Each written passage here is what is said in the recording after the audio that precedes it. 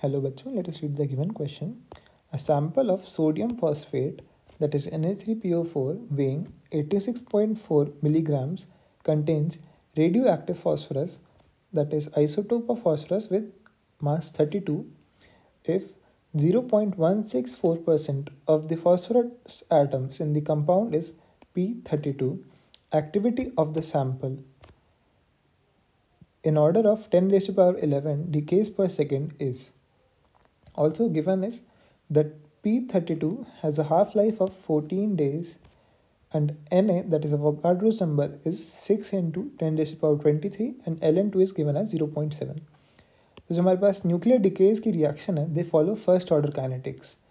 तो for first order kinetics हम जो टी हाफ है that can be written as Ln2 by lambda. अब हमें P32 के लिए हमें हाफ लाइफ गिवन है 14 डेज, तो हम यहाँ से P32 के लिए लैम्डा निकाल सकते हैं. तो हमारे पास यहाँ से लैम्डा आ जाएगा, lambda is equal to Ln2 upon T half. यहाँ से हमारे पास टी हाफ की वैल्यू हमें गिवन है, तो यहाँ से हमारे पास लैम्डा आ जाएगा. तो lambda comes out to be 0.7 upon, अब जो हमें 14 डेज गिवन है, हमें क्वेश्चन में DPS में आंसर देना, दैट इज डिकेज पर सेकेंड, तो हमें डेज को सेकेंड्स में कन्वर्ट करना पड़ेगा. तो that will B 14 into 24, this is the number of hours into 3600. तो ये हमारे पास सेकेंड्स में आंसर आ जाएगा. अब नेक्स्ट क्वेश्चन में हमसे एक्टिविटी पूछा है, तो activity that is R is given by lambda into N, जहाँ पे N is the available number of atoms of the radioactive compound.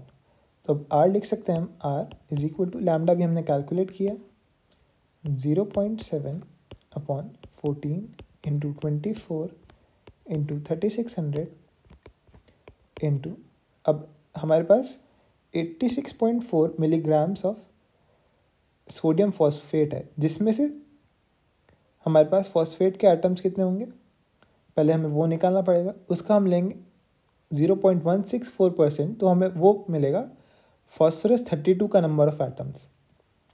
तो हम लिख सकते हैं 86.4 into 10 raised to power minus 3, that is mass of given sodium phosphate upon 164 molar mass of sodium phosphate. यहाँ से हमें number of moles of sodium phosphate मिल जाएगा, that will be equal to number of moles of phosphorus atom, because phosphorus का एक ही atom है per molecule of sodium phosphate, into next question में हमसे क्या बोला कि हमारे पास 0.164% of phosphorus atoms are P32, तो मल्टीप्लाइड बाय 0.164 अपॉन 100. तो यहाँ से हमें नंबर ऑफ एटम्स मिल जाएंगे फॉस्फोरस 32 के. अब नंबर ऑफ एटम्स के लिए 6 इंटू 10⁻23 से मल्टीप्लाई करना पड़ेगा.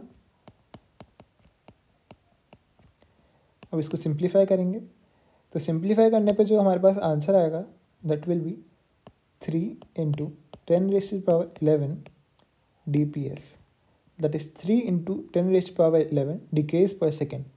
अब क्वेश्चन में हमसे एक्टिविटी ऑफ द सैंपल पूछी थी in order of 10 raised to power 11, तो जो करेक्ट आंसर हो जाएगा for this question that will B 3.